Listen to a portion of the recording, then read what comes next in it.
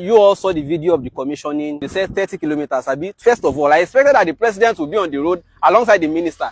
To be driving along the kilometer stretch, they said they have completed, at least to give people confidence. But instead, what I saw was that they all boxed themselves in a conference room and they were impressing themselves by showing drone footage of whatever they said they have done at the projector screen.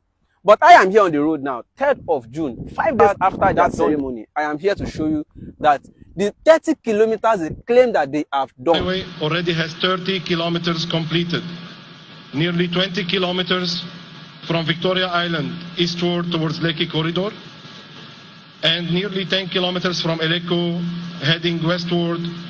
20 kilometers they said from VI to Eleko Corridor. The remaining 10 kilometers they said from Eleko inward. Gentlemen and ladies, I am at chainage 41.230 kilometers and Eleko junction is chainage 47.5. If you do the subtraction, apart from my odometer showing 6 kilometers and a little above it, because I drove in through a community road, this chainage is showing at this point where I am standing chainage 41.230. If you do the maths, what you have is 6.2 something kilometers. That simply means that the claim that they have completed 10 kilometers from Eleko into this place is not true.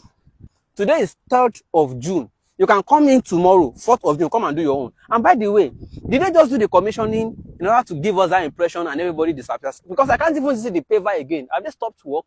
So in case you are thinking, oh, they have done 30 kilometers, I want to drive from VI, I want to go to Eleko. They are not together. They are disjointed like different pieces. Some kilometers there, some kilometers here. That's what they did. You are coming from Eleko, you just reach this point. Chaka, middle of nowhere. Point 2 that I expected us to be discussing is that they have said that by December, they are going to be tolling this road. And they are projecting around 3K per vehicle. We do not know for certain yet how many tolling points are going to be between VI and Eleko. If there are 2, that simply means 6,000 from VI to Eleko. And if you are going back another 6,000, that's 12,000 naira. No fuel inclusive, no other cost inclusive. And if you are a salary earner, what is minimum wage again? In a month, you would have spent how much just to go and come? Although it has its own benefit too, it would have relieved the Lekki-Epe Expressway of huge traffic or the volume of traffic on that route. It would have done a lot of things to, yes, it will link eventually, if the claim is true, that they want to truly link this road to Calabar. They would have saved a lot of hours in travel time. But if speculations are right, that the only thing the federal government wanted to achieve is just to link the Eko Atlantic City with Dangote Refinery and the Lekki Free Trade Zone, as well as the Lekki Deep Sea Port, then congratulations, the federal government has succeeded, because by December, according to what I'm seeing, they are likely to complete this section of it. Then congratulations. But we are going to continue to monitor afterwards to be sure that this is actually going to reach Calabar. Another point I expected us to be discussing is what are the costs in real sense of it that this road is to Nigerians. First of all, do you know that this is not the original alignment of the road? The original alignment of the road is actually inside. You can see the forest. Yes, the original alignment is there. So they use the original alignment to claim land inside that forest, and it is still there. And they realigned the road to this place. Do you know how many people, estate investors, who bought land here, including homeowners, those whose retirement savings were used to buy portions of land here, that they have to move? They were swept completely off. Some of them started protesting at the time. At the point, we didn't hear from some of them again. Some of them fell sick. Some of them developed high blood pressure. Some of them, I don't even hear from them again. I don't know whether they are still alive. And for those who even got compensation, somebody told me he got 1% of the value of the property from where it was displaced. And if you recall, there's still a woman that till today, she is still protesting. That woman, for context, is the one that Minister Dave Umahi asked security to throw out from the security.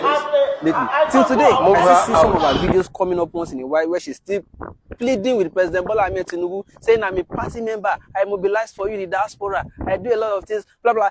If somebody as strong as that in President's campaign committee suffers like that, but that notwithstanding, for those of you who have been receiving a lot of promises to say, oh, come and buy land by the coastal road. If you see anybody marketing any coastal road to you, any land along the coast, please check and recheck, because the old alignment of this coastal road that they used to claim is still there in the forest. So you have to be very sure it is not the land that the Minister Dave Umahi says he wants to sell. Actually. The moment we finish this road, we are going to deploy it by way of tolling it, by way of making available the land, we are going to have along the corridor.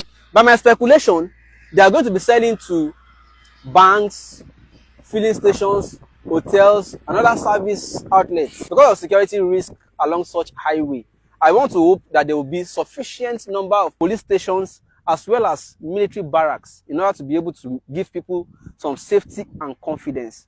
And lastly, I want to ask, why is it that lately all the roads that they are constructing in this country, there will be no shoulder? Like no lay-by, nowhere to park, no vehicle. So are you